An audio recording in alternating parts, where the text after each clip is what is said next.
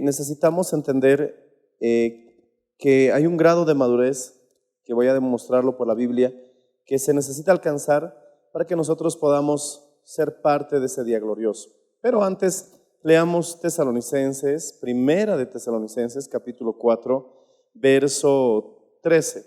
Dice: tampoco queremos, hermanos, que ignoréis acerca de los que duermen, es decir, los que murieron, para que no os entristezcáis como los otros que no tienen esperanza. Porque si creemos que Jesús murió y resucitó, así también traerá Dios con Jesús a los que durmieron en él.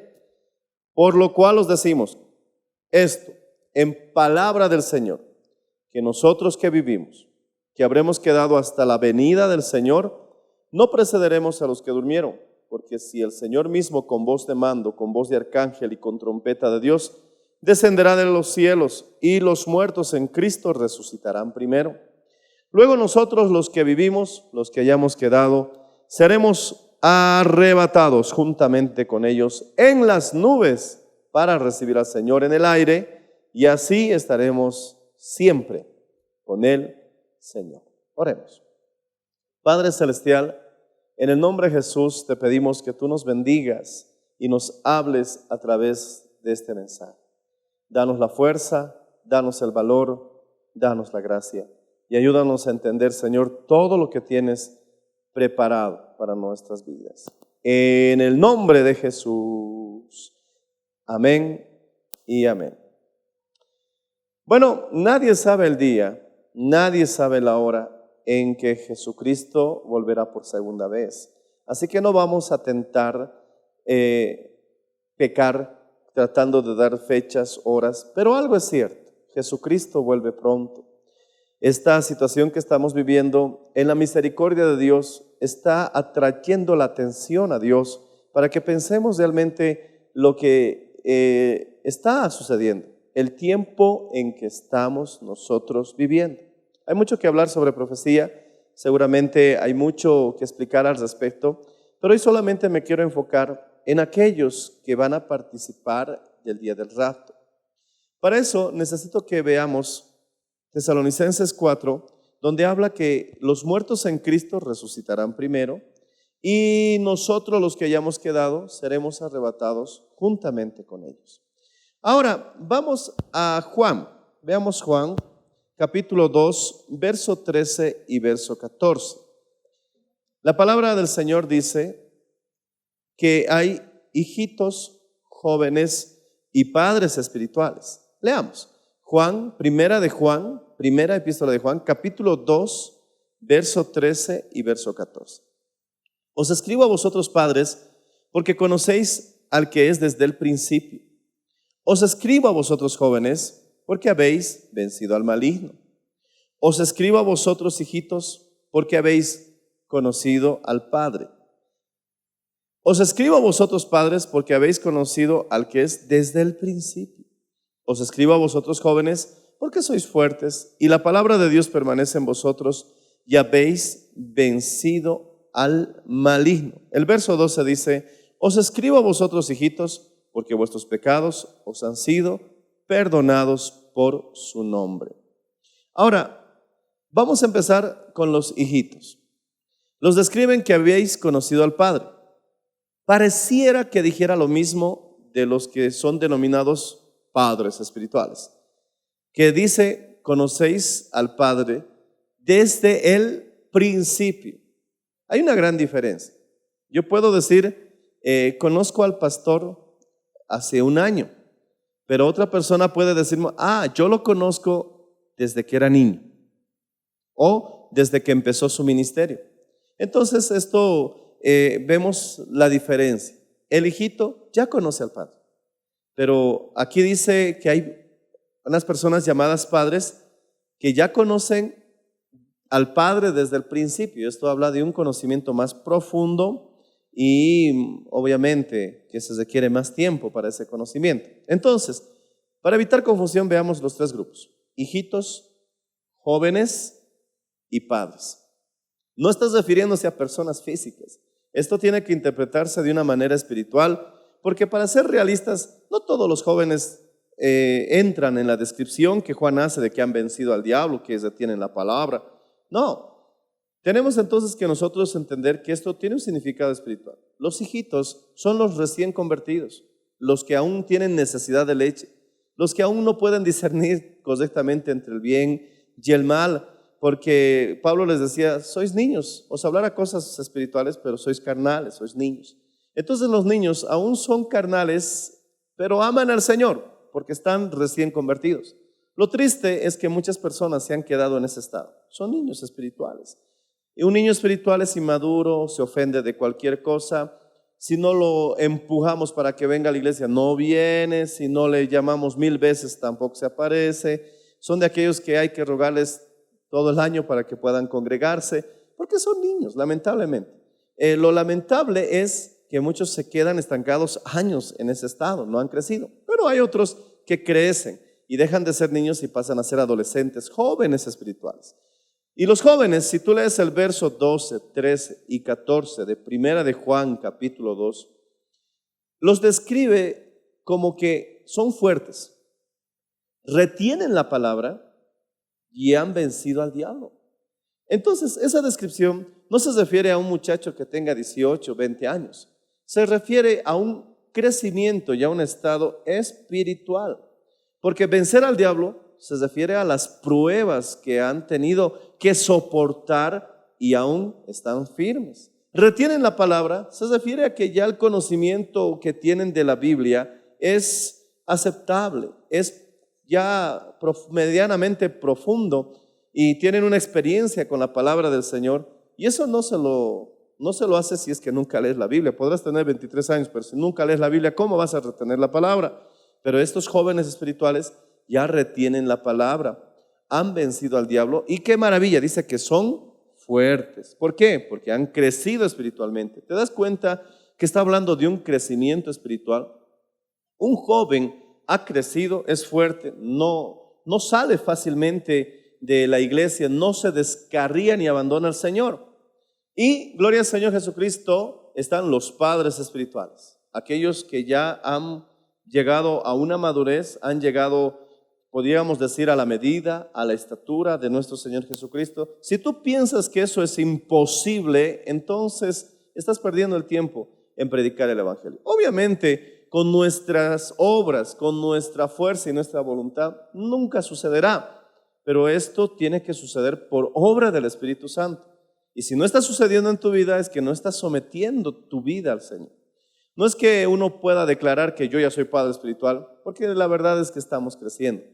Puedo decir que hay muchos siervos de Dios que pueden decir con confianza que ya son jóvenes espirituales porque han vencido al diablo, han pasado pruebas muy difíciles y siguen firmes. Otros han enterrado hasta sus propios hijos y siguen predicando el Evangelio y siendo fieles al Señor. Retienen la palabra porque tienen un conocimiento de la Biblia y la guardan, la viven y son fuertes porque no renuncian fácilmente ante las adversidades o situaciones difíciles que puedan estar atravesando. Y también seguro estoy que hay otros que ya son o están entrando como padres espirituales, porque como Pablo decía, aprended de mí como yo de Cristo. El Señor nos habla a través del apóstol que su voluntad es que lleguemos a la medida y a la estatura de nuestro Señor Jesucristo. Por lo tanto, vemos 3 niveles de crecimiento espiritual. Los niños hasta donde tienen que ser niños, los jóvenes, que ya hemos mencionado los requisitos, y los padres espirituales. Encontramos entonces 3 grupos de personas en la iglesia. Gente que ama al Señor, gente que son sinceros y que realmente quieren tener un crecimiento espiritual y quieren adorar al Señor. Pero en la iglesia encontramos esos 3 grupos. Los pequeñitos, los que ya están fuertecitos y los que ya son realmente padres espirituales. Y no me refiero a la antigüedad, porque como dije al principio, hay muchos que se han estancado. Lamentablemente están años en la iglesia y siguen siendo niños espirituales. Qué pena. Pero hay también casos excepcionales que están algunos años en la iglesia y han madurado, han crecido porque son sinceros con el Señor. Estos 3 grupos pudieran ser equivalentes a lo que dice la Biblia en Apocalipsis, que los que han vencido al diablo son llamados, son escogidos y son fieles. Eso está, gloria al Señor Jesucristo, en Apocalipsis. capítulo 12, donde también nos trae claramente a la memoria que el Señor dice, muchos son los llamados y pocos los escogidos. Y en Apocalipsis menciona la tercera categoría más alta, fieles. Llamados, escogidos y fieles. Los llamados estarían al nivel de los hijitos. Pero para ser escogido tendrás que pasar el examen. Para ser escogido tendrás que reunir los requisitos. Por lo tanto, cada vez que estés pasando por una prueba, recuerda que es la oportunidad que Dios te está dando para ascenderte, para que subas de grado. No puedes pasar de primaria a secundaria si no vences los exámenes. De la misma manera, no puedes pasar de hijito a joven espiritual si no vences al diablo. ¿Me estás entendiendo, verdad? Entonces, muchos son los llamados, pero ya reduce la cantidad de los escogidos.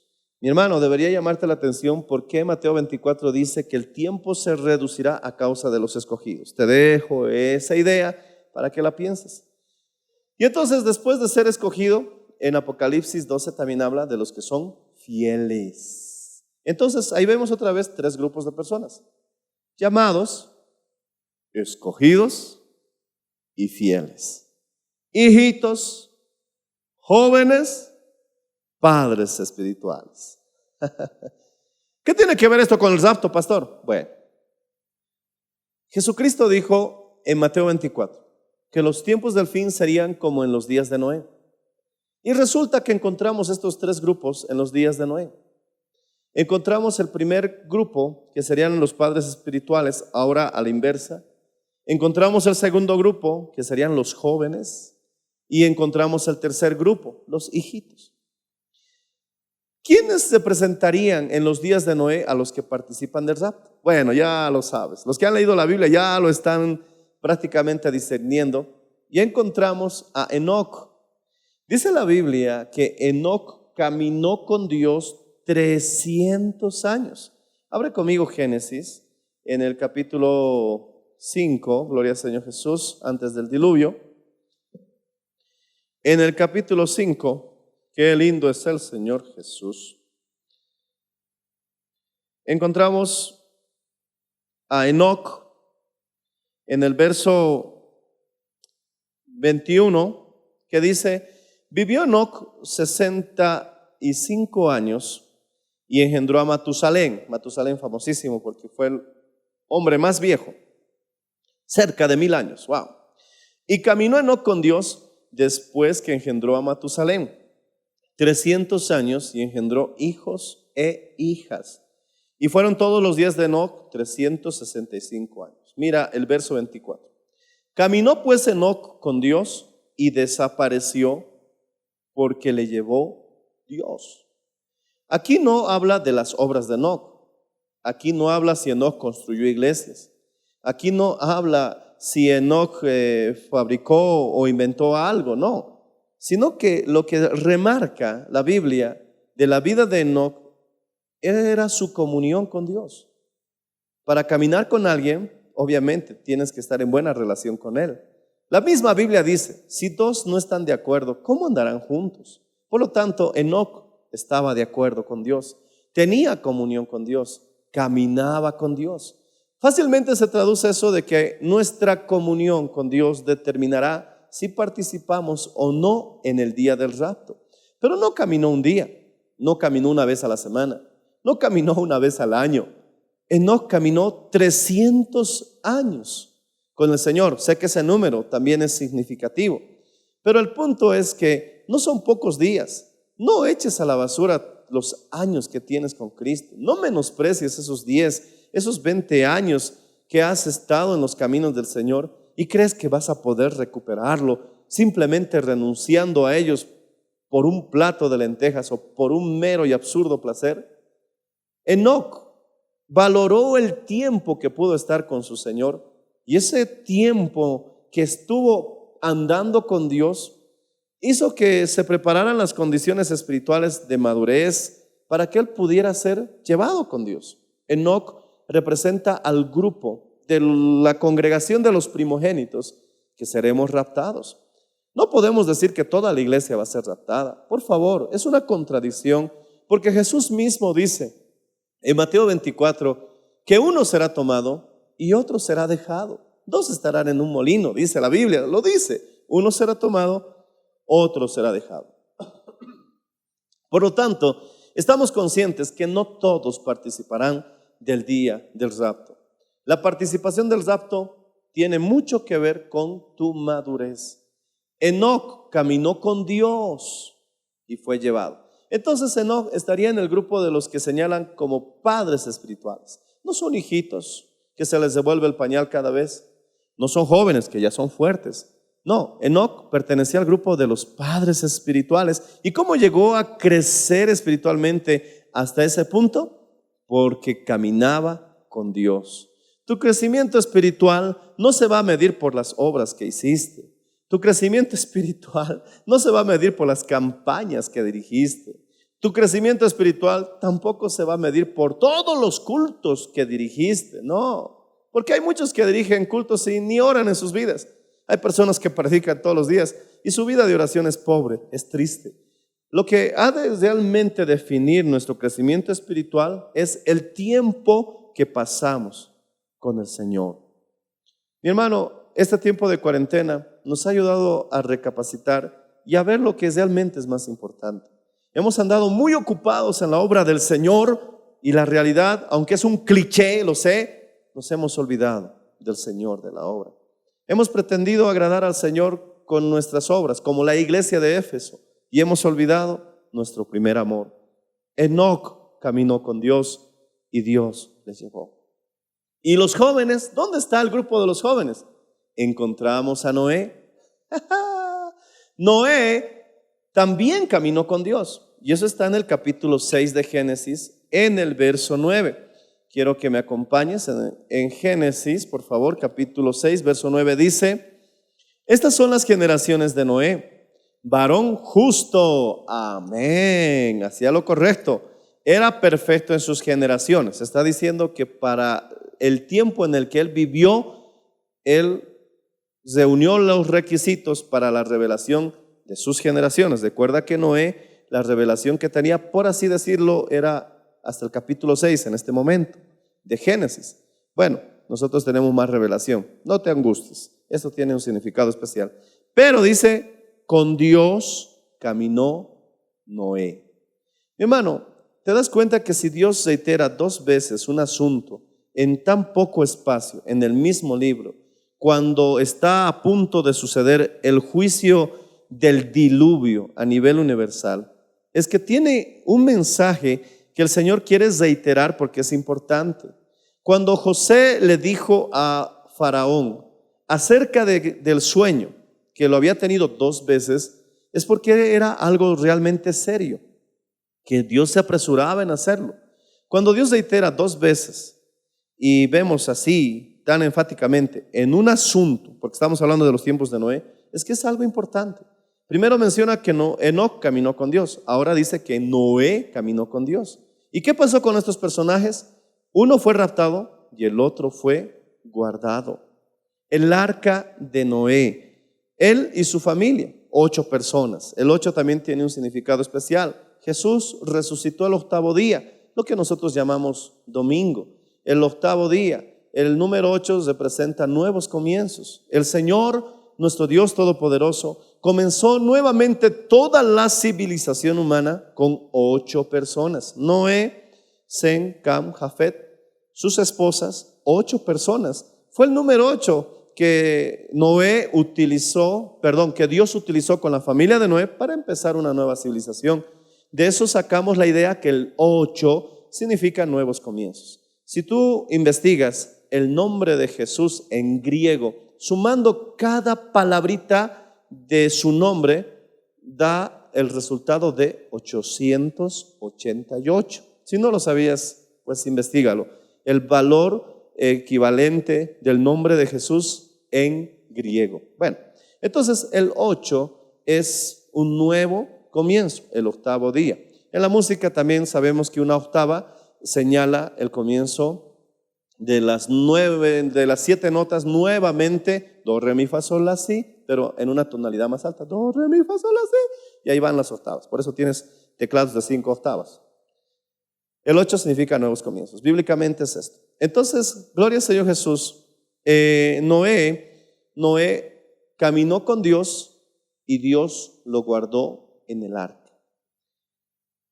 Ten ese pensamiento en mente. ¿Y dónde está el tercer grupo? Los hijitos. Bueno, no lo menciona Génesis, aunque así dice que todos pasaron por el diluvio, pero Pedro en el capítulo 3, verso 19. A ver, vamos a Pedro, capítulo 3, verso 19. Muchos de nosotros hablamos que cuando Jesús murió, ¿dónde estuvo esos 3 días? En su muerte. La Biblia dice, y también Pablo lo ratifica, que el Señor se llevó cautiva la cautividad. En primera de Pedro, capítulo 3, verso 19, habla de que habían también un grupo de personas que creían en Dios, pero eran carnales, que incluso eran desobedientes, así como los hijitos, que estaban sin madurar, sin crecimiento. Dice en el verso 19, no lo digo yo, primera de Pedro, capítulo 3, verso 19 dice, en el cual también fue, está hablando de Jesús, y predicó a los espíritus encarcelados. Jesús dice que descendió a las profundidades de la tierra a predicar a unos espíritus encarcelados. Eso dice la Biblia, es literal. No nos vamos a pelear con lo que la Biblia dice. Y el verso 20 dice, ¿quiénes eran estos espíritus encarcelados? Los que en otro tiempo desobedecieron. No eran muy consagrados. ¿En qué tiempo? Cuando una vez esperada la paciencia de Dios en los días de Noé, mientras se preparaba el arca, en la cual pocas personas, a decir 8, fueron salvas por agua. Entonces, aquí habla de que Jesús, cuando descendió a la tierra, Él les predicó a este grupo de personas que en los tiempos de Noé habían desobedecido, que no estaban al nivel de Noé para entrar al arca, que no estaban al nivel de Enoc para ser arrebatados, que tuvieron que pasar por el juicio de las aguas. ¿Dónde encontramos estos 3 grupos? Mira, gloria al Señor Jesucristo, ya lo vimos en Juan, ya lo vimos en Apocalipsis, vamos a volver a verlo en Apocalipsis, ya los vimos en Génesis, basándonos en la declaración de Jesús, que en los últimos tiempos serán como los tiempos de Noé. Y a veces nosotros solamente hacemos énfasis de casarse y darse en matrimonio, pero si dicen los tiempos de Noé, en los tiempos de Noé hubieron más cosas que solo casarse y darse en matrimonio. ¿Qué dice Apocalipsis capítulo 12? En Apocalipsis capítulo 12 encontramos la escena de la mujer y el dragón. Apareció en el cielo una gran señal, una mujer vestida del sol, con la luna debajo de sus pies y sobre su cabeza una corona de 12 estrellas. Mi hermano, cuando vemos la descripción de esta mujer, algunos dicen que es María, pero no es María. Y el hijo primogénito, porque aquí vemos que tiene un hijo, dicen que es Jesús. Bueno, esta mujer representa a un pueblo. Muchos dicen Israel, otros dicen la iglesia, pero en realidad esta mujer representa a todo el pueblo de Dios desde Adán hasta nuestros tiempos. Porque en los tiempos del Antiguo Testamento habían personas que estaban esperando la promesa y que eran parte del pueblo de Dios. Y en el Nuevo Testamento también se incluye la Israel espiritual. Por lo tanto, esta mujer, si ves la descripción, describe a estos pueblos. Las estrellas, tal vez señalando a los patriarcas, la luna que señala la noche, que pudiera hablar del pueblo de Israel, porque hasta que Cristo vino es que les amaneció gran luz, ¿verdad? Y el sol, que también puede señalar a la iglesia, porque nosotros somos del día y no de la noche. Entonces esta mujer representa un grupo. La iglesia es representada por una mujer, y la mujer de la iglesia en este caso no es una persona, es un grupo de personas.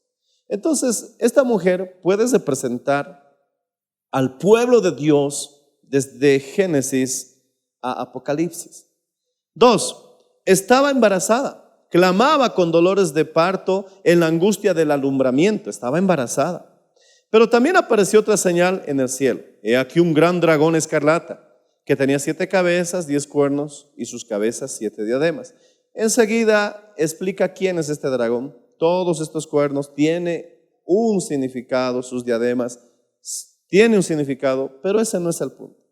Vamos a hablar del rapto. Verso 4. Y su cola arrastraba la tercera parte de las estrellas del cielo y la arrojó sobre la tierra. El dragón se paró frente a la mujer que estaba para dar a luz, a fin de devorar a su hijo tan pronto naciese. Entonces, si la mujer representa un pueblo, también el hijo representa un pueblo. Este es un libro profético, no está rememorando el nacimiento de Jesús. Cuando Jesús nació, era prácticamente, podríamos decir, una representación de lo que iba a suceder en los últimos tiempos. Sí, también, a pesar de que era un hecho, y es un hecho histórico, pero este caso, el hijo que nace de esta mujer, también es un pueblo. La Biblia habla de la congregación de los primogénitos. ¿Y qué quiere decir primogénito? El hijo mayor. Es decir, el mayor. No es el menor, no es el del medio. Es el hijo en escala, el mayor, el primero. Si yo soy el tercero de mis hermanos, no puedo ser el primogénito. ¿Por qué? Porque tengo un hermano mayor que nació primero, que es mayor en vida, mayor en autoridad, a quien también yo en cierto grado también le debo respeto y obediencia, porque es el primogénito, el hermano mayor. Incluso algunos tradicionalmente dicen, cuando no está el papá y la mamá, todos le hacen caso a su hermano mayor, porque es el primogénito. Entonces, primogénito, además de todo lo que encierra ser un primogénito, también significa que es el mayor entre sus hermanos. La congregación de los primogénitos, te doy el trabajito de investigación en la casa, es un pueblo. Este hijo primogénito dice que esta mujer, que es el pueblo de Dios, obviamente, este hijo primogénito tiene que salir del pueblo de Dios. Verso 5, dio a luz un varón que regirá con vara de hierro a todas las naciones, y su hijo fue arrebatado para Dios y para su trono.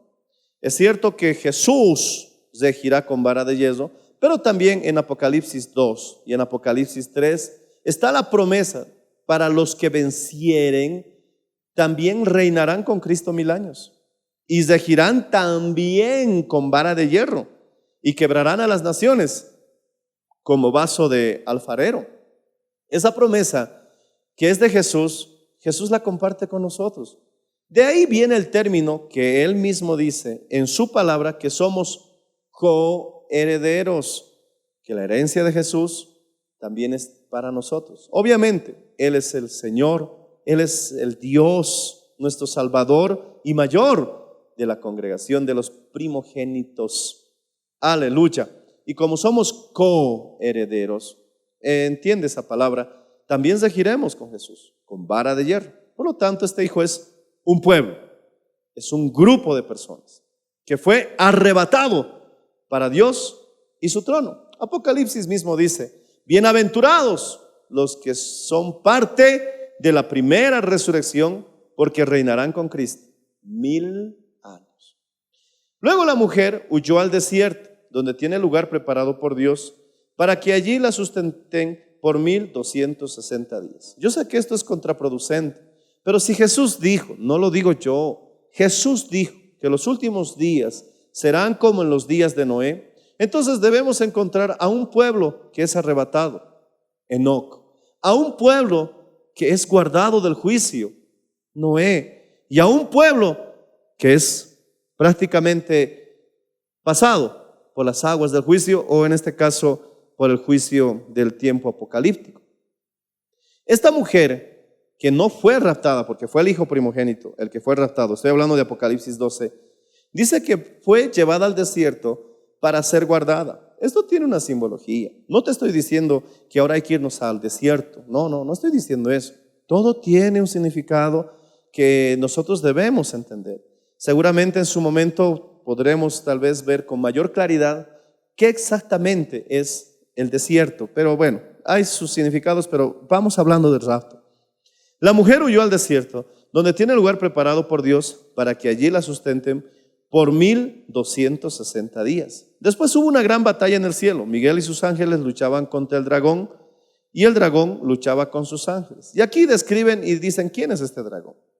Pero no prevalecieron, ni se halló ya lugar para ellos en el cielo. Y fue lanzado fuera el gran dragón. Y aquí lo describe, ¿no? La serpiente antigua. ¿Por qué serpiente antigua? Porque aparece en Génesis la serpiente, desde esos tiempos, que se llama Diablo y Satanás, el cual engaña al mundo entero, fue arrojado a la tierra y sus ángeles fueron arrojados con él. Entonces, desde este instante, Satanás pierde la potestad de los aires, porque actualmente es el príncipe de la potestad de los aires. Aires se refiere, tú sabes que cuando estás aquí pisando esto es tierra, pero cuando levantas tu pie, esto ya se denomina cielo. Dios habita en el tercer cielo. Satanás gobierna, es el príncipe de la potestad de los aires. Entonces es echado a tierra, alabado sea el Señor Jesús, y comienza, mi hermano Jesús, a recuperar todo lo que se había perdido. Fue lanzado fuera el gran dragón, la serpiente antigua que se llama Diablo, Satanás, y fue echado a tierra con sus ángeles. Verso 10. Entonces oí una gran voz del cielo que decía: ahora ha venido la salvación, el poder y el reino de nuestro Dios y la autoridad de su Cristo, porque ha sido lanzado fuera el acusador de nuestros hermanos, el que los acusaba delante de nuestro Dios día y noche. Y ellos lo han vencido, ¿cómo? Por medio de la sangre del Cordero y la palabra del testimonio de ellos. Y menospreciaron sus vidas hasta la muerte. Pero alegraos, cielos, los que moráis en ellos. Ay de los moradores de la tierra, el mar, porque el diablo ha descendido a vosotros con gran ira, sabiendo que tiene poco tiempo. Y cuando vio el dragón que había sido arrojado a la tierra, persiguió a la mujer que había dado a luz al hijo varón, pero no pudo hacer nada.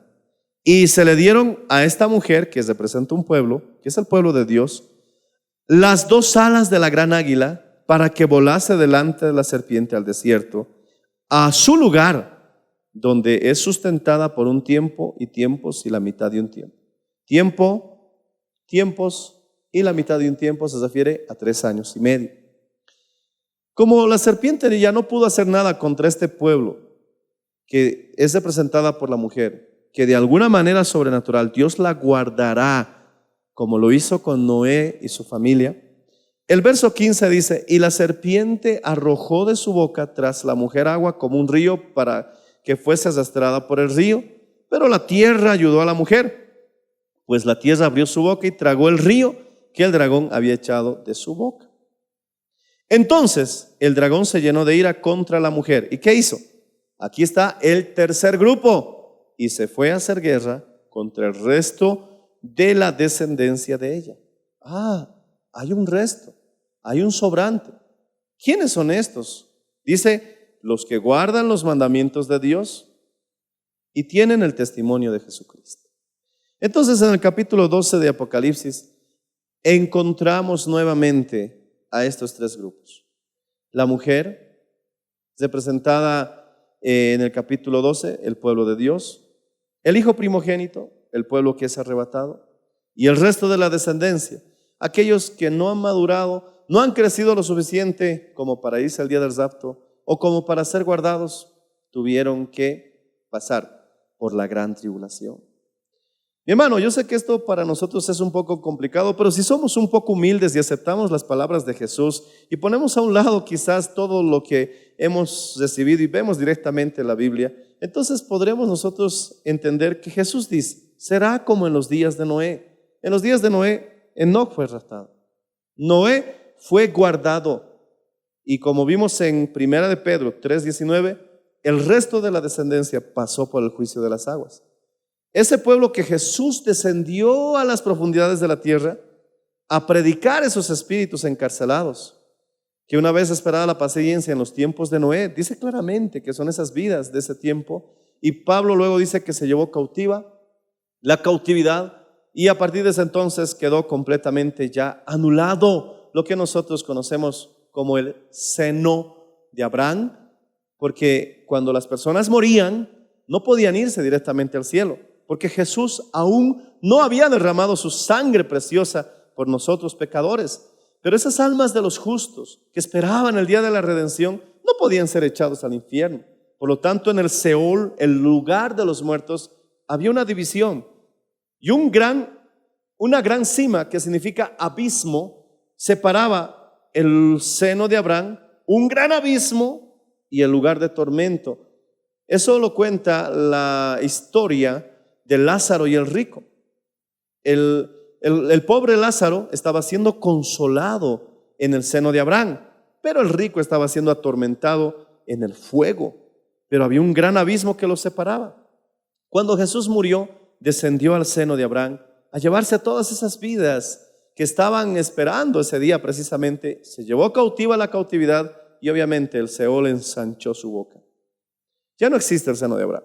Ahora todos es o cielo o infierno. ¿Por qué? Porque ya Jesús cumplió la ley, aleluya, en la cruz del Calvario. Ahora, gloria al Señor Jesús, quiero que veamos un último texto. Alabado sea el Señor Jesús.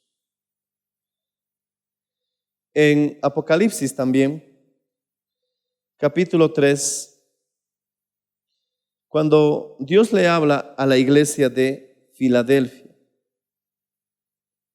Dios le habla a la iglesia de Filadelfia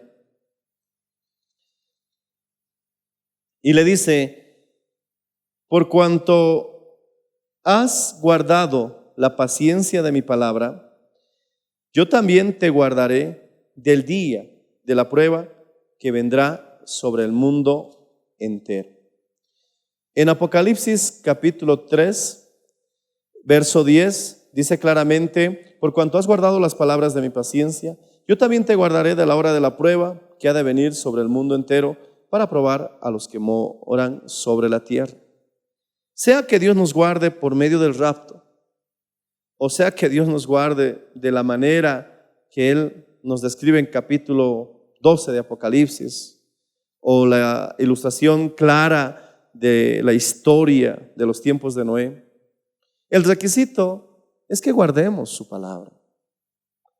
Entonces, aquí encontramos que andar con Dios es un requisito para participar del rapto. Guardar su palabra es un requisito para que Él nos guarde del día de la prueba.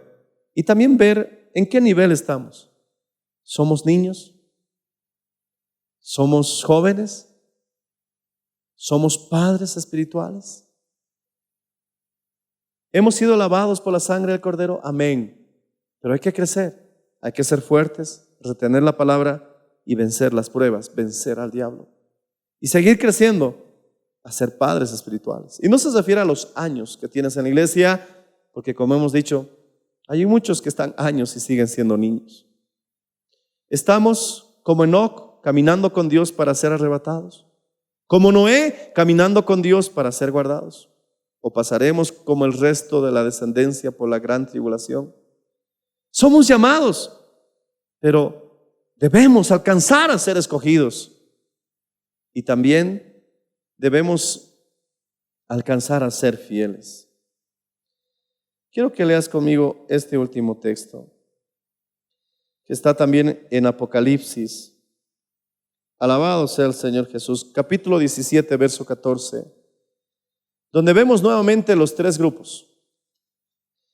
Capítulo 17, verso 14, dice la palabra del Señor: pelearán contra el Cordero y el Cordero los vencerá, porque Él es Señor de señores y Rey de reyes, y los que están con ellos son los llamados, los escogidos o elegidos y fieles. Ahí vemos nuevamente los tres grados. Obviamente nunca vas a ser padre si no eres primero psijito. Nunca vas a ser joven saltándote a la niñez, no se puede, ¿verdad? Todos tenemos que pasar esos grados de crecimiento espiritual. Y el tiempo en que estamos viviendo hoy nos llama a que estemos preparados. Quiero que abramos Lucas para terminar. La palabra del Señor en Lucas capítulo 21, verso 28. Lucas capítulo 21, verso 28 dice: Cuando estas cosas comiencen a suceder, erguíos, levantad vuestra cabeza, porque vuestra redención está cerca. No dice abatíos, agachad vuestra cabeza. No, dice erguíos, levantad vuestra cabeza, porque vuestra redención está cerca. Cristo Jesús vuelve pronto. Prepárate. El primer paso para ser parte de toda esta bendición es que entregues tu vida a Jesús si aún no lo has hecho. Si tú declaras con tu boca que Jesús es el Señor y crees en tu corazón que Él ha resucitado de los muertos, entonces serás salvo. Simplemente di: Señor Jesús, gracias por morir por mí en la cruz del Calvario. Dilo. Creo con todo mi corazón que tú has resucitado y declaro que tú eres el Señor. Vamos a orar por todos aquellos que han hecho esta simple y sencilla oración. Si tú has declarado que Jesús es el Señor, le has pedido perdón de tus pecados y crees que Él ha resucitado, así de fácil, así de simple, eres salvo. Y luego el Señor nos dice: sé fiel hasta el final, sé fiel hasta la muerte, y yo te daré la corona de vida eterna. Padre Celestial, gracias. Tu orden es: erguíos, levantad la cabeza, porque vuestra redención está cerca. Ayúdame, Señor. No sé cuánto tiempo más tendremos, no sé cuántos años más habrán, sean 10, 20, 30, no lo sé, pero los que queden por delante, Señor, mientras nos das vida, a entender que lo más importante en la vida es andar con Dios. Más que hacer, es ser. De nada sirve, Señor, que nos digas como en Filadelfia: conozco tus obras, conozco tus obras. ¿Y de qué sirve, Señor, si hemos perdido el primer amor? No permitas, Señor, que dejemos el entusiasmo de amarte, de estar contigo. Si podemos rechazar muchas ocupaciones para pasar un tiempo a solas contigo, solo para cantar, para orar, para leer tu palabra en oración, estaremos haciendo lo que hacía Enoc, estaremos haciendo lo que hacía Noé. Es decir, estaremos caminando contigo. Perdónanos, Señor, porque hemos estado como Marta, afanados y turbados, pero tú quieres que estemos como María, postrados a tus pies. Sí, vuelve, Señor Jesús. Ven pronto, en el nombre de Jesús.